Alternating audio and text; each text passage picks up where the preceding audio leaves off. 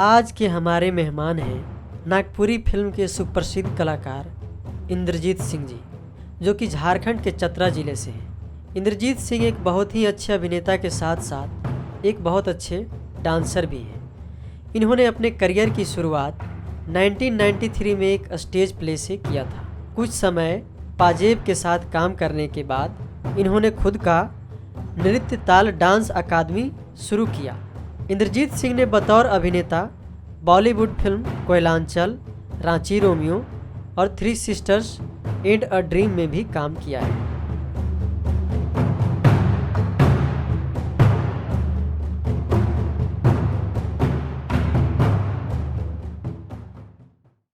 नमस्कार।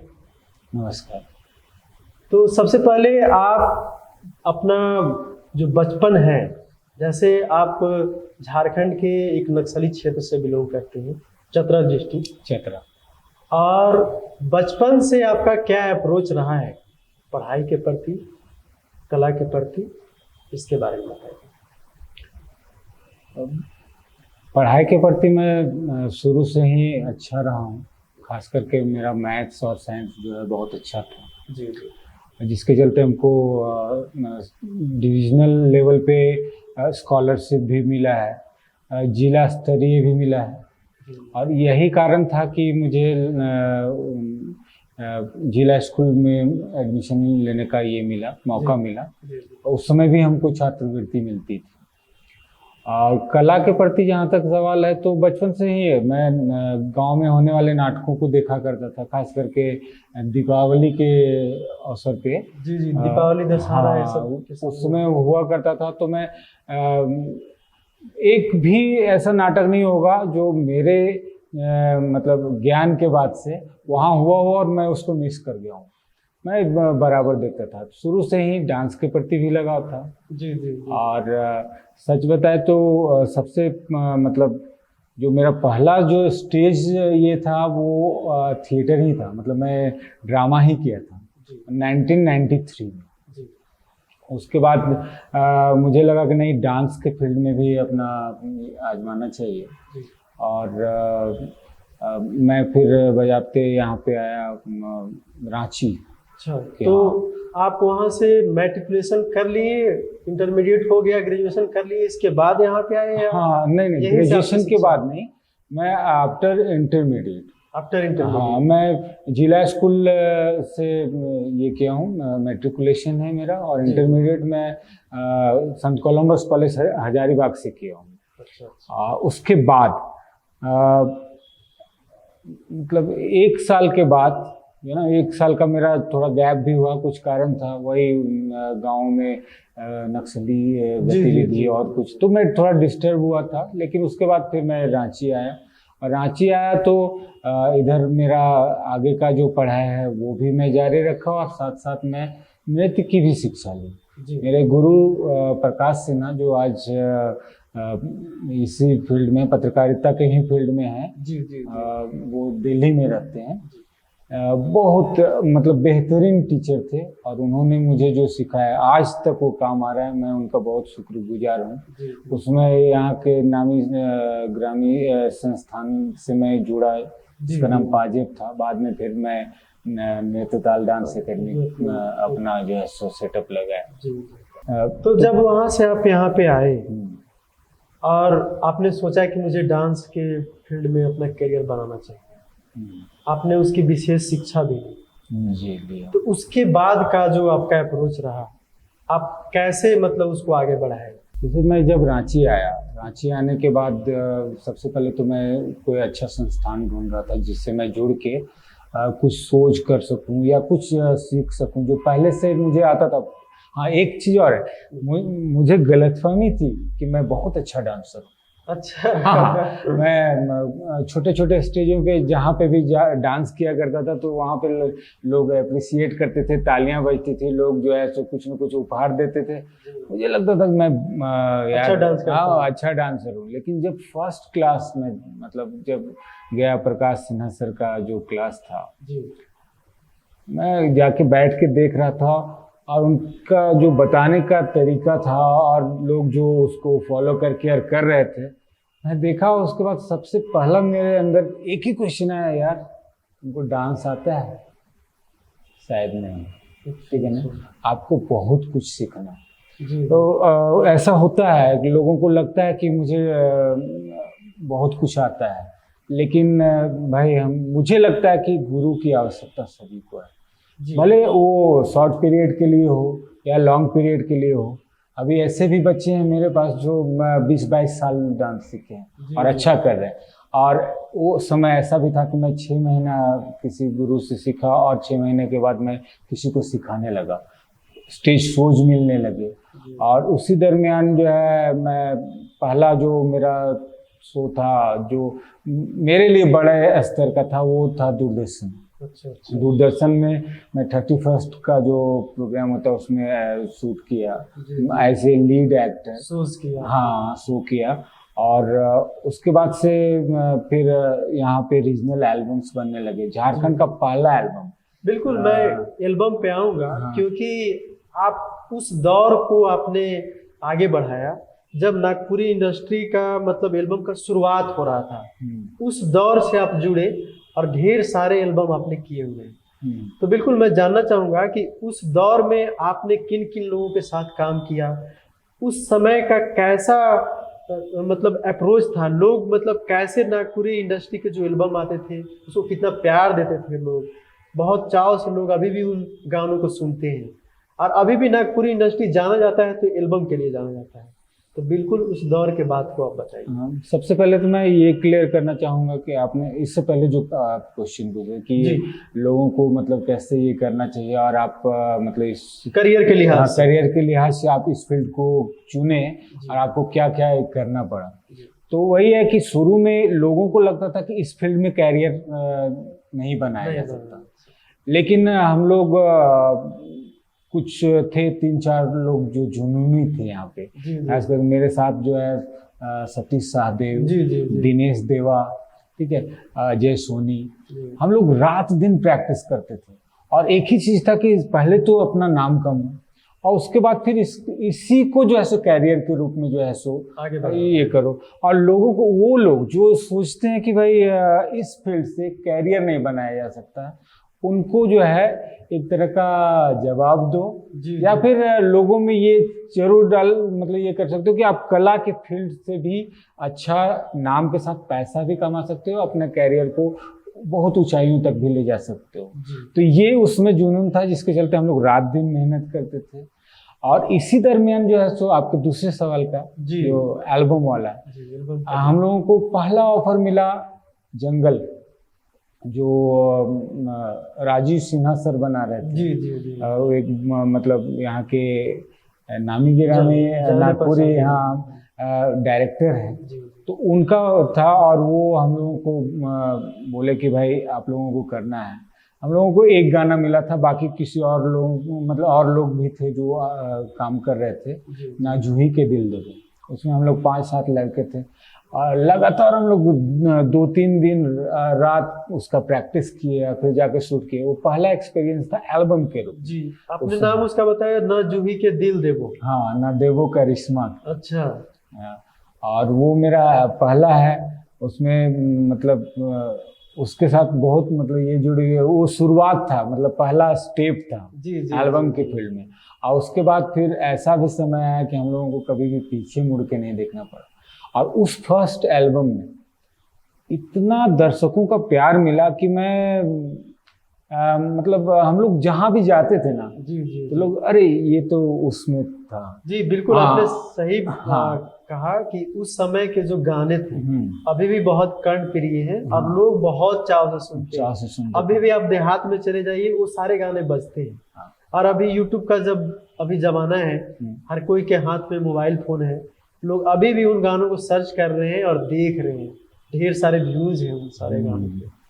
तो ये सब प्यार मिलता गया। और लास्ट में फिर एक ऐसा भी एल्बम मुझे मिला, एल्बम को हो या फिर उसको एक आधे घंटे का फिल्म कह सकते हो, है ना, वो प्यार का संदेश।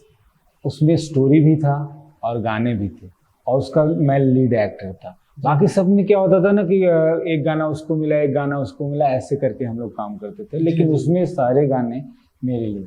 अच्छा अच्छा, मैं जिस सीरीज के साथ जुड़ा, उसके बाद मेरे लिए एक और चुनौती आ गया कि दूसरे सीरीज वाले बोले कि अगर तुम इसके साथ काम कर रहे हो अच्छा तो मैं तुम्हें नहीं लूंगा। नहीं लूंगा। जी। लेकिन मैं मतलब दीपक सिन्हा सर का भी ये करना चाहूँगा, उनका शुक्रगुजार हूँ कि उन्होंने मुझे हिम्मत दिया कि यार करो यार, ऐसे कब तक जो ऐसे एक के साथ जुड़ के काम करोगे, आप काम करो, जो होगा देखा जाएगा। जो थोड़ा बुरा भी मानते हैं, कुछ दिन बाद जो है आपके साथ ये होगा। आज उन सब लोगों के साथ मेरा अच्छा संबंध है, मैं बहुत आदर करता हूँ लोगों का। बिल्कुल। लेकिन उस समय मेरे साथ एक दुविधा जरूर था कि इसे चुनूं या इसे चुनूं।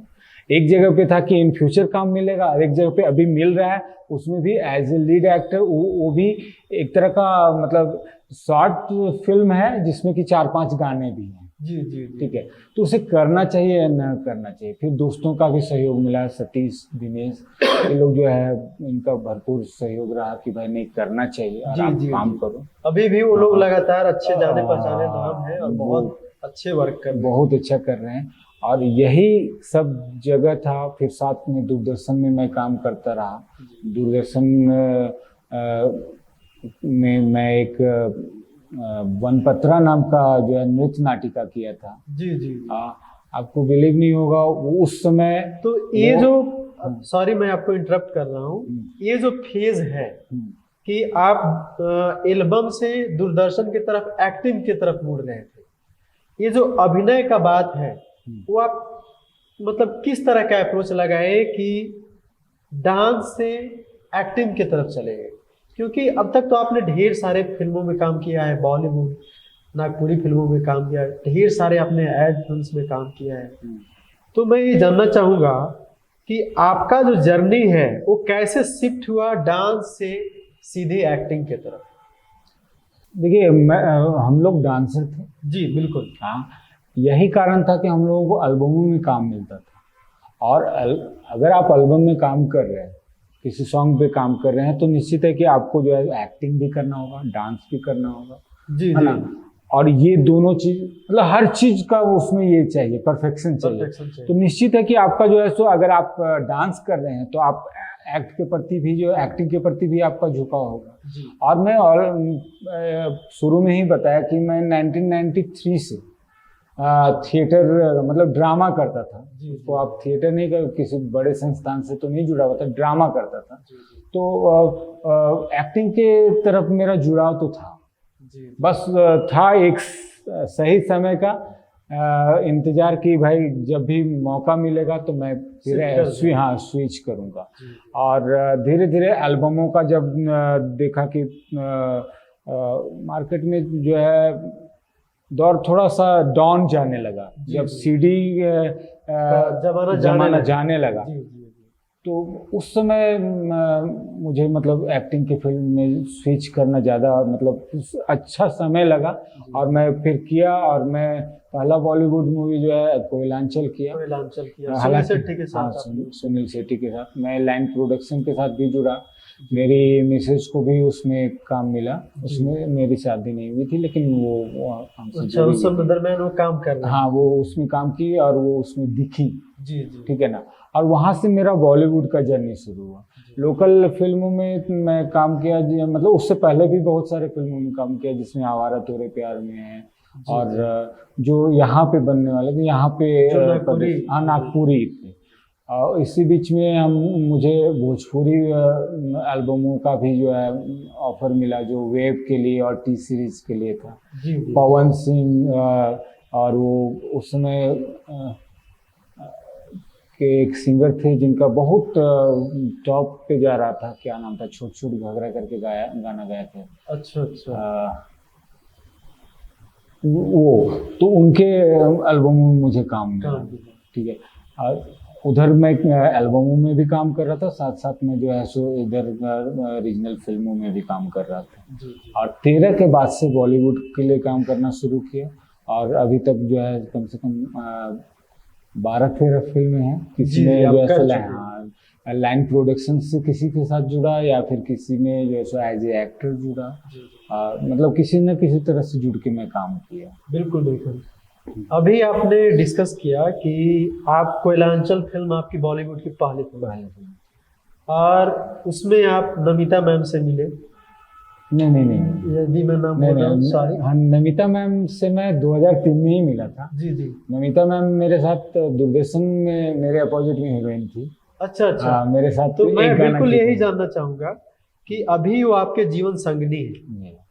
और आपने लव मैरिज भी किया है, तो आप उनसे पहला मुलाकात कब हुआ आपका और कैसे आप लोग साथ में आए और साथ आने के बाद वो आपकी जीवन संगनी बनी और आपने इतना अच्छा डांस इंस्टीट्यूट जो नृत्य ताल डांस एकेडमी है इसका नींव रखा, इसका बहुत सारा जो शाखाएं चलती हैं पूरे रांची में और आप उसको बहुत अच्छे से ऑपरेट कर रहे हैं।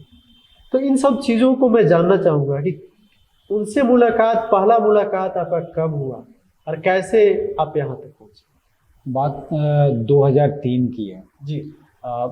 मैं ना मेरे साथ जो भी मेरे अपोजिट में काम करती थी वो उस समय उनका एग्ज़ाम चल रहा था। जी, और जी। मुझे अपने हाइट की मतलब मुझसे तो मैच अपने- कर हाँ जी। करने वाली लड़की की तलाश थी। जी और मैं हर ब्रांच में बोल के रखा था और आसपास में लोगों को भी कि मुझे एक हीरोइन चाहिए जो मेरे अपोजिट में दूरदर्शन में काम करे 31st के लिए। जी जी।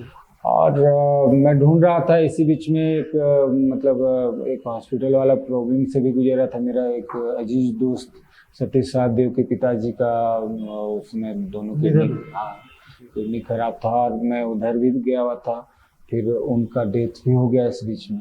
जी तो जी। मैं मेरा दाढ़ी उड़ी पूरा बढ़ा हुआ था। हम लोग तीनों जो है दोस्त मतलब उस समय डांस क्लास और सब पे कम ध्यान देके ज़्यादा हॉस्पिटल पे ध्यान दे रहे थे, लेकिन काम तो करना था तो मैं दूसरों को बोल के रखा हुआ था। जब एक दिन मेरी यहाँ हमारे यहाँ की काउंसलर थी बिमला दी, जी जी। उनका फ़ोन आया कि इंद्रजीत एक बहुत अच्छी डांसर आई है जी जी। और वो सतीश के बैच में है, वो मतलब अच्छा एक्टिंग उक्टिंग भी करती है, तो एक बार और मिल लो। जी जी। तो मैं आया तो मैं बोला कि पहले आप बताना नहीं, मैं आके देखता हूँ, वो अच्छा अगर लगेगी तब फिर मैं उससे बात। वो रांची से ही थी। हाँ, वो basically। रांची से ही थी। जी। तो मैं आया, आने के बाद जो है देखा यहीं वीमेंस कॉलेज ब्रांच में वो आई हुई थी और डांस कर रही थी, मुझे बहुत अच्छा लगा। वो गुड लुकिंग भी थी अच्छा। और एक्टिंग भी अच्छा करती, एक्सप्रेशन भाव भंगिमा बहुत अच्छा था। जी जी। तो मैं थोड़ा गौर से ही देख रहा था।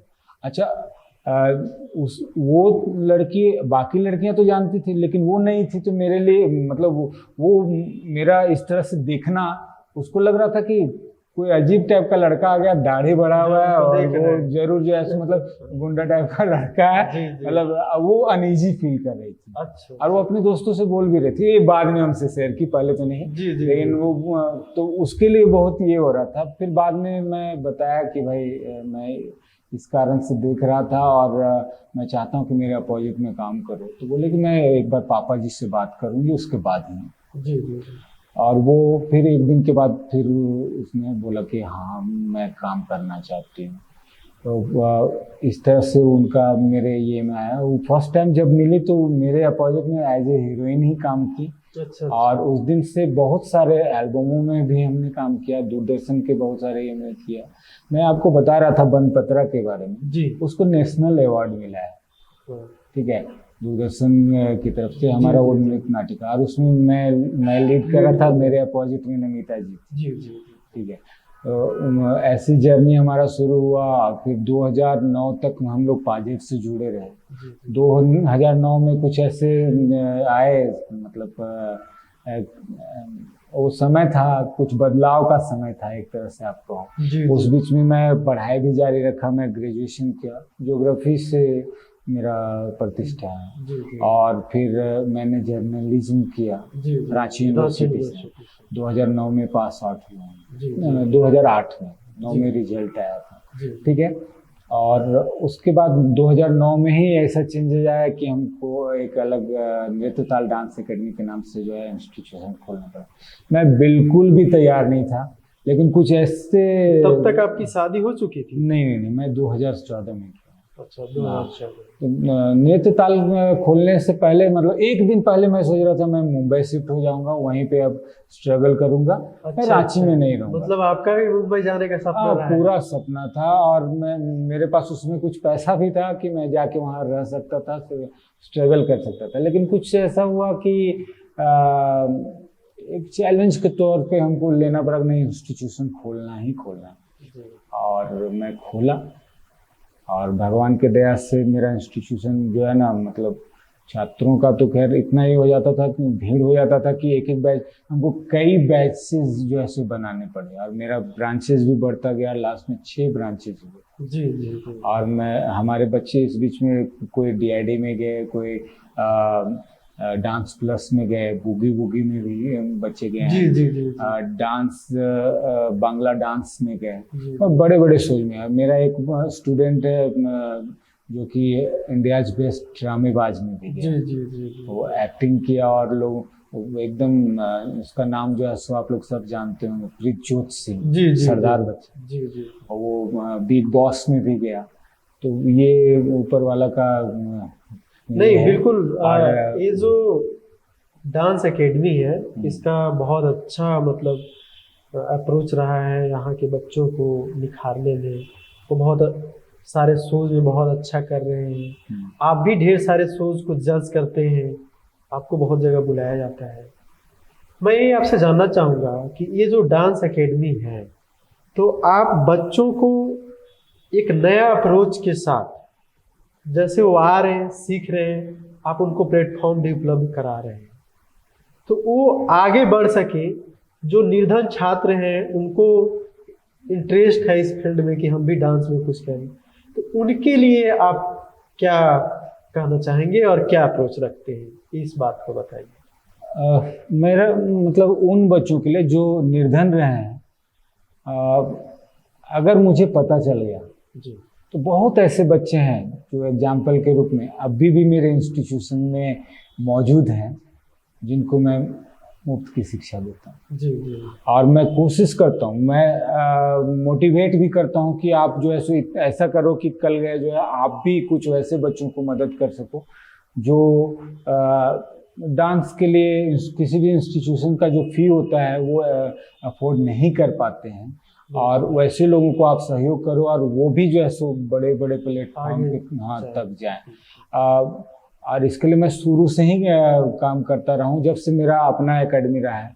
उससे पहले भी जब मैं दूसरे के एकेडमी में एज ए टीचर था ना, उस समय भी मेरा ये था, लेकिन वो लिमिटेशन था क्योंकि डायरेक्टर से भी अलाउ करवाना होता था, बहुत सारी फॉर्मेलिटीज थी। और उसमें भी मैं लड़के लोगों को दिलवाया था। मैं नाम नहीं बताऊंगा उस बच्चे का क्योंकि ये थोड़ा सा ये होगा, लेकिन वो बच्चा आज के डेट में बहुत बड़ा नाम किया है। वो फाइनलिस्ट रहा है डीआईडी का।